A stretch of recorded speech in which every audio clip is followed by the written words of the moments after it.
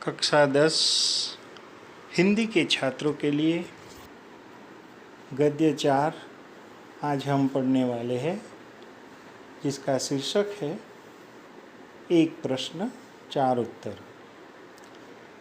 श्री प्रकाश जी इस गद्य के लेखक हैं, जिनका जन्म सन 1890 में हुआ और उनका निधन सन 1971 में हुआ था। श्री प्रकाश हिंदी के जाने माने साहित्यकार हैं। उन्होंने अपनी लेखनी के द्वारा राष्ट्रभक्ति, सांस्कृतिक उत्थान, सामाजिक उत्थान एवं समसामयिक समस्याओं पर प्रकाश डाला है। उनकी भाषा सरल एवं सहज है। उन्होंने निबंध, लेख, संस्मरण, जीवनी पर भी अपनी कलम चलाई है। छोटी छोटी बातों पर गहरा चिंतन उनके साहित्य में देखने मिलता है। यहाँ हमें कहा गया है कि हमारे जो लेखक हैं, उनका कार्य और उनकी कार्यशैली से समाज को क्या लाभ होते थे। वो समय था जब हमारे देश में संस्कृति और स्वतंत्रता की लड़ाई लड़ी जाती थी। उस समय कई सुशिक्षित युवाओं ने देश के नागरिकों के लिए इस तरह के लेखन का प्रयास किया था, जिनमें से प्रकाश जी भी एक है। अब हम इस पाठ में लेखक हमें क्या समझाना चाहते हैं, यह समझेंगे। पाठ में श्री प्रकाश द्वारा पूछे गए एक ही प्रश्न का उत्तर 4 महानुभावों ने अपने अपने ढंग से दिए हैं। हमारा देश तभी उन्नति कर सकता है जब देश का प्रत्येक नागरिक पूर्णतः ईमानदारी, लगन एवं निष्ठा के साथ अपना छोटे से छोटा कार्य करेगा। यही 4 महानुभावों के द्वारा दिए गए उत्तरों का निष्कर्ष है। अर्थात हमें यह समझना है कि हमारे देश का उत्थान, उन्नति कब हो सकती है, जब हम अपना कार्य पूर्णतः ईमानदारी, लगन एवं निष्ठा के साथ करेंगे। क्योंकि आज हम देख रहे हैं कि हमारे देश की स्थिति दुनिया के अन्य देशों के साथ अगर उसकी तुलना की जाए तो हम पीछे हैं। बहुत पीछे नहीं है, पीछे है। यही हमारे देश की आज की समस्या है। अब हमें आगे बढ़ना है तो हमें ईमानदारी से, लगन एवं निष्ठा से देश के लिए हमारा ही कार्य हमें ठीक से करना होगा। तो अब हम हमारे गद्य को पढ़ेंगे। सबको ही कुछ न कुछ वक्त होता है। मुझे भी कई बातों का वक्त है। इनमें एक यह है कि जब किसी विदेशी से मेरी मित्रता होती है और उन्हें सुर हृदय पाता हूँ, साथ ही साथ समझता हूँ कि हमारे देश में बहुत दिनों से रहने के कारण पर्याप्त अनुभव भी प्राप्त कर चुके हैं, तो उनके किसी सुअवसर पर मैं पूछता हूँ, आप कृपा कर यह बतलावें कि क्या कारण है कि हमारे देश में इतने विशेष पुरुषों के रहते हुए, इतने बड़े बड़े आंदोलनों के होते हुए भी देश कुछ उन्नति नहीं कर रहा है। ऐसा मालूम होता है कि हम ज्यों के त्यों पड़े हुए हैं। अवश्य ही हमारे मित्र इससे चकित होते हैं, उत्तर देते संकोच करते हैं और शिष्टता के नाते क्षमा चाहते हैं, पर मैं उन्हें छोड़ता नहीं और उनको उत्तर देने के लिए बाध्य करता हूँ। छात्र, यहाँ लेखक ने जो बात इस पैराग्राफ में की है, उसमें उनके मन के जो प्रश्न हैं, इस पाठ के प्रश्नों को वो उनके विदेशी मित्रों से पूछते हैं, तो उनका उत्तर वो लोग जानते हैं मगर देना नहीं चाहते, क्योंकि वो शिष्ट लोग हैं। तो उसके नाते वो हमें अपनी जो कमियां हैं, खामियां हैं, उसे दर्शाने में संकोच करते हैं और उसको ये संकोच न करना पड़े, इसके लिए कभी कभी वो क्षमा चाहते हैं, क्षमा मांग लेते हैं, कहते हैं कि मैं इसका उत्तर नहीं दे पाऊँगा। इस तरह की बात यहाँ पहले पैराग्राफ में हुई है। मेरे पहले मित्र एक वृद्ध ईसाई पादरी है। वे 36 वर्ष से भारत में ईसाई मत के प्रचार में तो उतना नहीं, पर सप्तनिक देश के दरिद्र नर नारियों की सामाजिक सेवा में लगे रहे। मेरे हृदय में इनके लिए बड़ा सत्कार और प्रेम है। उनका उत्तर थोड़े में यह है कि तुम लोग अपने काम में गर्व नहीं लेते। विस्तार से उन्होंने बताया कि यहाँ जब किसी को कोई नौकरी चाहिए तो अतिशयोक्तिपूर्ण शब्दों में वह दरख्वास्त करता है, मतलब अर्जी देते हैं। उसमें वो जो लिखते हैं वो ज़्यादा अतिशयोक्तिपूर्ण लिखा हुआ होता है। वैसा पादरी जो लेखक के दोस्त है वो कहते हैं। बहुत ही विनय और सम्मान के साथ वह आरंभ करता है। अंत में प्रतिज्ञा करता है कि यदि स्थान मिल जाएगा तो वह सदा अपने मालिक की शुभकामना करेगा, पर स्थान मिलते ही वह अपनी जीविका के साधन को ही खराब समझने लगता है। अन्य साथियों से मिलकर काम खराब करने के लिए षड्यंत्र रचने लगता है और मालिक की नाकों में दम कर डालता है। और देशों में भी लोग नौकरी की दरखास्त देते हैं। वे साधारण शब्द में प्रार्थना पत्र लिखते हैं और जब स्थान मिल जाता है तो इस तरह काम करते हैं जैसे संसार की गति उन्हीं पर निर्भर करती है और वे यदि काम छोड़ दे तो संसार डूब जाए। तो यहाँ यह पादरी जो हमें लेखक के प्रश्न का उत्तर देते हैं, उसमें बताया गया है कि जब हमें काम की ज़रूरत होती है तब हम अतिशयोक्तिपूर्ण शब्दों से अर्जी दरखास्त देते हैं और जब काम मिल जाता है तो अपने ही मालिक को हैरान परेशान कर देते हैं, क्योंकि हमें अपना काम पूरा अच्छा नहीं लगता और अपने काम को हम निष्ठा से नहीं करते हैं। यही कारण पहले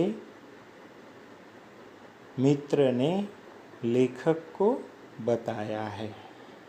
बात इस पादरी मित्र ने बहुत ठीक कही। लेखक ने उनको जो प्रश्न किया उनका उत्तर लेखक कहते हैं कि मुझे बहुत ही ठीक लगा।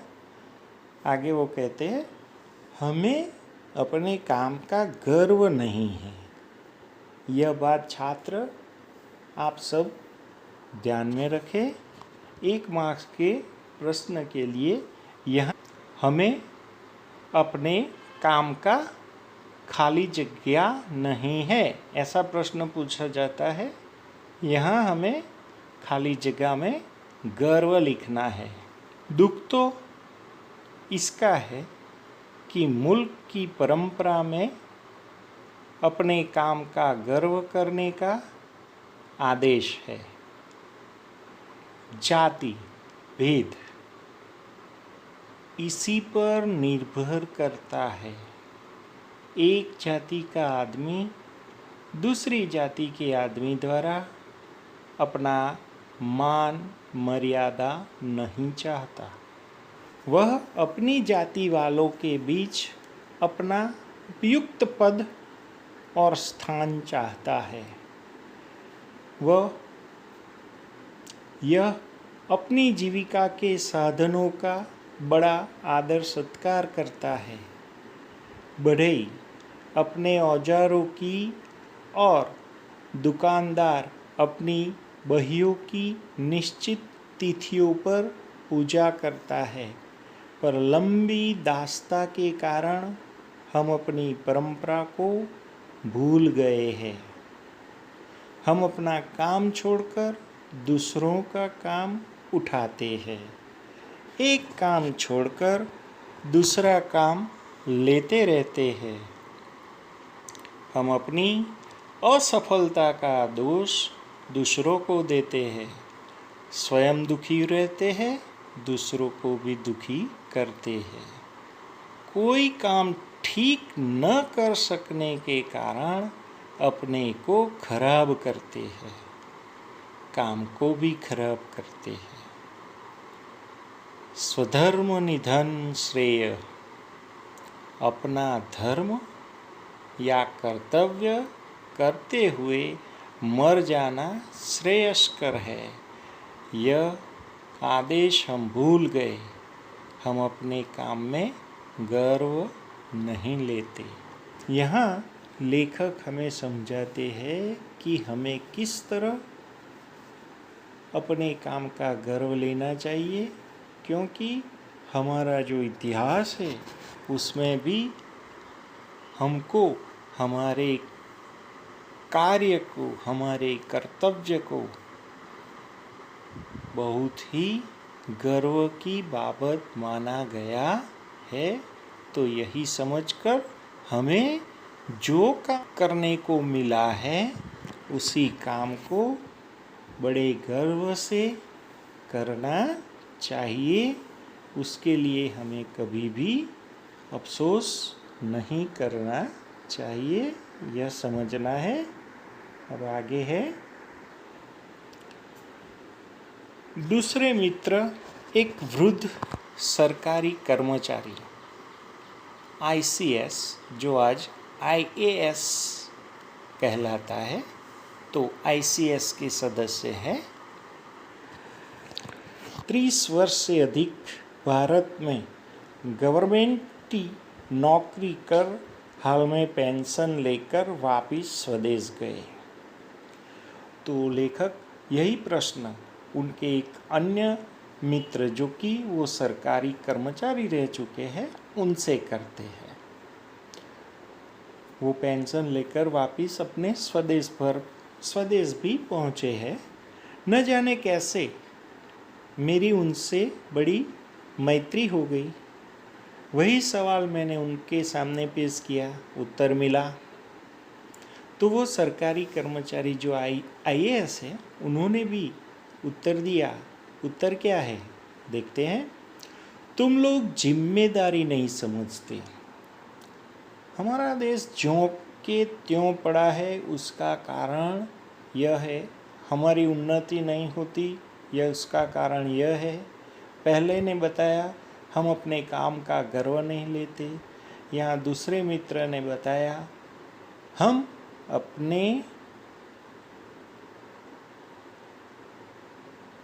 हम लोग जिम्मेदारी नहीं लेते। किस तरह वो समझाते हुए मित्र कहते हैं, विस्तार में इसका अर्थ यह है कि व्यक्ति का समष्टि की तरफ जो कर्तव्य होता है उसे हम नहीं जानते। जो काम उठाया उसे करना चाहिए, यह गुण हम भूल गए। यहाँ कहने का तात्पर्य यह है कि हमें जो कार्य करना है, हम जो काम करते हैं, उसको हमें ठीक से पूर्ण करना है।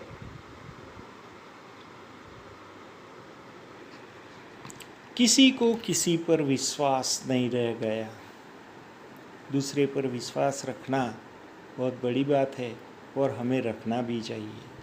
खाने की दावत हो तो न मेज़बान को यह विश्वास है कि मेहमान समय से आवेंगे, न मेहमान को विश्वास कि समय पर जाने से खाना मिल जाएगा।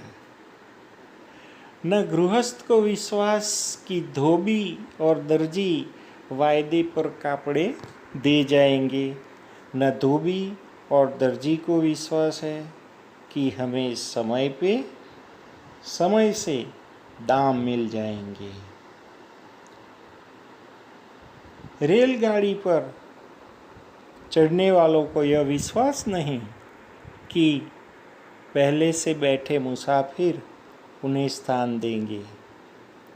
पहले से बैठने वालों को यह विश्वास नहीं कि नया मुसाफिर धीरे से आकर उचित स्थान लेगा और व्यर्थ का शोर न मचाएगा, न और प्रकार से तंग करेगा।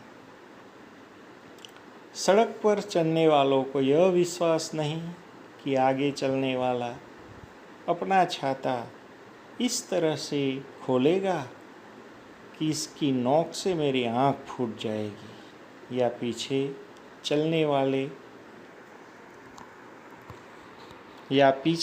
चलने वाला मुझे व्यर्थ धक्का न देगा। किसी को किसी पर यह विश्वास नहीं कि केले, नारंगी का छिलका या सुई, पिन आदि इस तरह वह न छोड़ेगा जिससे दूसरों को कष्ट न पहुँचे।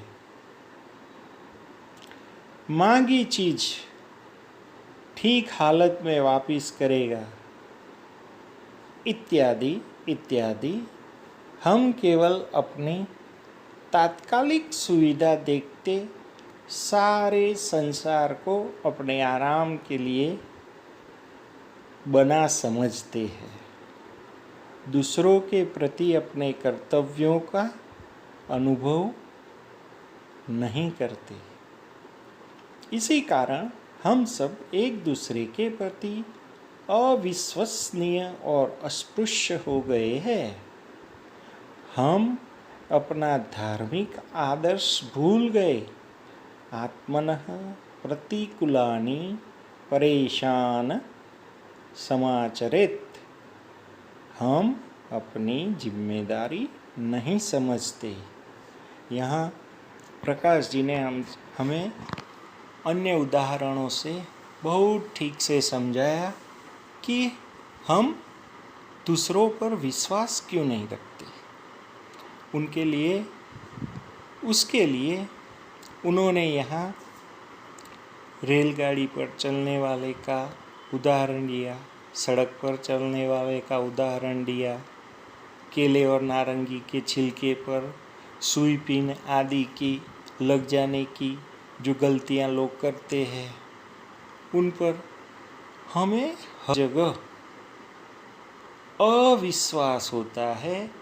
इसलिए जहाँ जहाँ जो काम हमें करना है वहाँ हम पूरी जिम्मेदारी से काम नहीं करते, जिसके कारण ऐसी बातें बन चुकी है जो आज भी किसी को इस काम करने के लिए जिम्मेदार बना रही नहीं है। तो आगे तीसरे व्यक्ति को लेखक प्रश्न पूछते हैं। तो तीसरे उनके दोस्त जो है वो एक स्त्री है। तीसरा व्यक्ति एक स्त्री है। सतत 7-8 वर्षों से अपने को भारतीय बनाकर बड़े प्रेम और श्रद्धा से, बड़ी तत्परता से वे भारत की सेवा कर रही है। असहयोग आंदोलन में वे जेल भी जा चुकी है। कई कारणों से भारतीयों का निकटतम अनुभव उन्हें कई कार्य क्षेत्रों में हुआ है। उनको भी मैंने घेरा। उनका उत्तर था, तुम लोग बड़े आलसी हो। अर्थात हम लोगों ने श्रम का महत्व ही नहीं पहचाना है। मेहनत करना तो हमें मरभुक्खों का काम समझ रखा है। बड़े लोगों का काम को केवल बैठे रहना है। हम भूल गए कि संसार में जो बड़े हुए हैं वे सब अथक परिश्रमी रहे हैं। जब हम परिश्रम ही न करेंगे तो सफलता कैसे पाएंगे? आरंभशूर तो हम हैं, पर हमने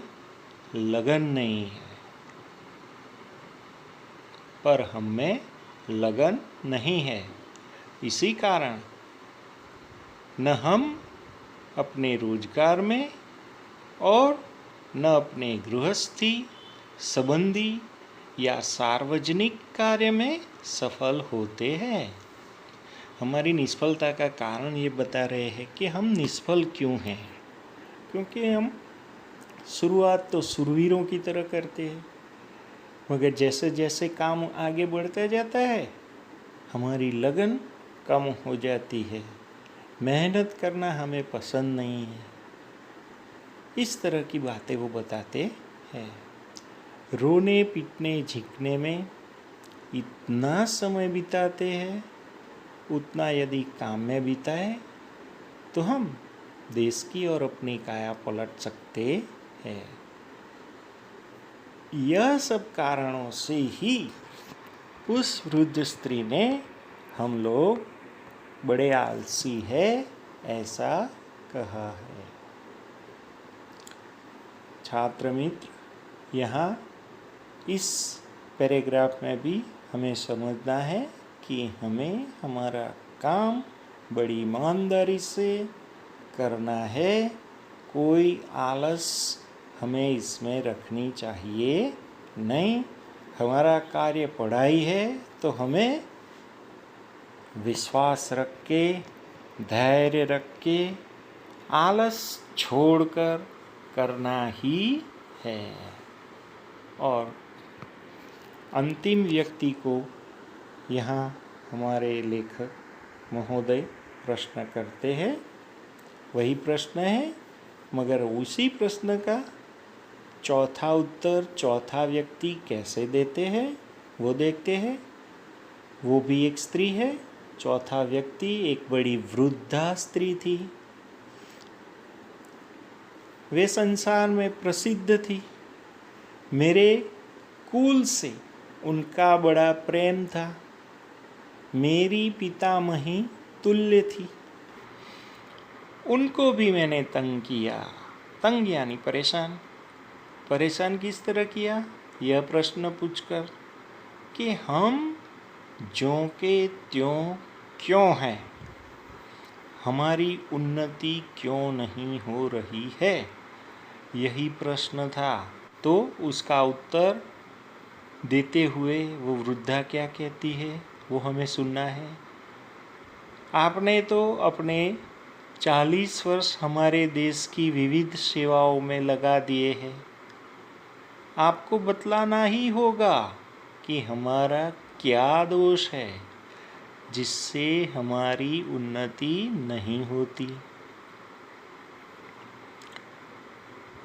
थोड़े में उनका उत्तर था, तुम लोगों में उदारता नहीं है। विस्तार से उदाहरण देकर उन्होंने बताया कि भारत में लोग दूसरों को आगे नहीं बढ़ाते, स्वयं ही आगे रहना चाहते हैं। गुणी नवयुवकों को अपनी योग्यता दिखलाने का मौका नहीं देते। उनके मरने के बाद उनका काम ही खराब हो जाता है। वास्तव में वृद्धा की बातें ठीक थी। अंत तक पिता पुत्र को घर का काम नहीं बतलाता। कितने ही कुटुंब इसके कारण नष्ट हो गए। बड़े बड़े गुणी अपनी विद्या साथ लेकर मर गए। इस कारण कितने ही वैज्ञानिक आविष्कार, औषधियाँ आदि लुप्त हो गई। पेशों में इतनी प्रतिद्वंदिता हो गई है कि बड़ा छोटे काम नहीं सिखलाता। सार्वजनिक जीवन में तो इतनी विभत्स दिख पड़ती है कि चित्त व्याकुल हो जाता है। कितना काम बिगड़ता है, इसकी तरफ ध्यान नहीं दिया जाता। यहाँ चौथी वृद्धा स्त्री जो कहती है वो हमारे देश के लिए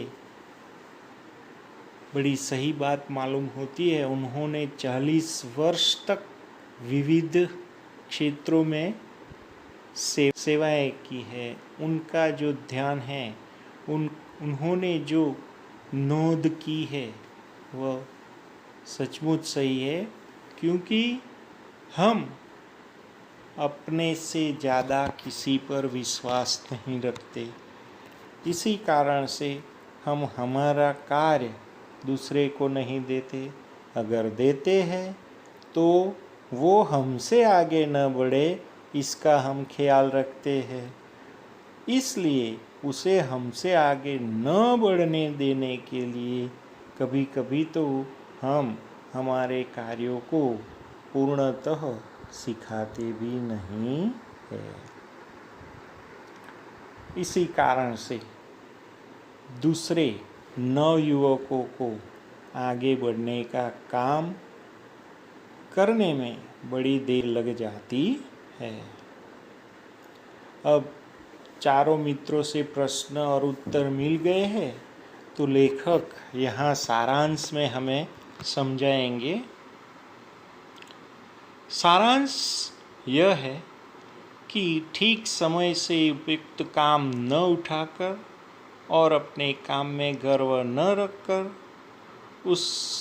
उसके करने में दूसरों के प्रति अपनी जिम्मेदारी को न अनुभव कर अपने काम की एक एक तफसील को समझकर उसमें दत्तचित्त होकर परिश्रम के साथ उसे स्वयं न कर और उदारता के साथ उसे दूसरों को न सिखाकर हम अपना नाश कर रहे हैं। उन्नति तो नहीं होती, पर उसके विपरीत नाश की ओर, विनाश की ओर हम चले जा रहे हैं। चारों मित्रों ने एक एक अंश हमारे दोषों का बतलाया। उन सबको मिलाकर मैंने यह उत्तर पूर्ण कर दिया।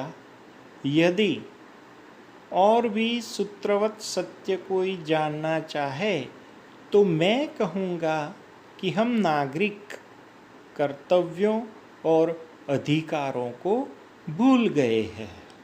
उसका अर्थ यह है कि हमें हमारे कर्तव्य और अधिकार का भान ही नहीं है। बड़े से बड़े नेता के होते हुए भी हम साधारण जन उनसे कोई लाभ नहीं उठा रहे हैं। हम उनकी मूर्ति की स्थापना करते हैं, उनका जय जयकार पुकारते हैं और उसी में अपने धर्म की इतिश्री समझते हैं। इतिश्री का अर्थ है अंत। यही हमारा कार्य पूर्ण हुआ, यह समझ लेते हैं। हम उनके कहे अनुसार चलते नहीं, आदेशों के अनुरूप अपने जीवन का संगठन नहीं करते। यही कारण है कि हम वहीं के वहीं हैं। जो हमारे आदर्श है, जो हमारे नेता जैसे महात्मा गांधी, सरदार पटेल, उन्होंने जिस तरह कार्य किया है उनसे हम सीखते नहीं हैं। उन्होंने जो आदेश दिए हैं उन आदेशों का हम पालन नहीं करते। यह सब बातें हैं जिससे हमारा कार्य पूर्ण नहीं होता, उन्नति हमारी नहीं हो रही है। यह सब लेखक हमें यहाँ बतला रहे हैं। इसके अनुसार इसको केवल उपयुक्त नागरिकों की आवश्यकता है, किसी दूसरे प्रकार के मनुष्य या वस्तु की नहीं है, नहीं है, नहीं है। ये अंतिम पैराग्राफ पूर्ण होता है जिसमें लेखक ने अंत में कहा है नहीं है, नहीं है, नहीं है। अर्थ यह है कि हमें अपना कार्य करना ही है, दूसरों के भरोसे नहीं रहना है। तभी हमारी उन्नति, तभी हमारा विकास हो सकता है। हमें उन्नत होना है, आगे बढ़ना है, तो हमें हमारे कार्य बड़ी ही प्रसन्नता से करने ही होंगे।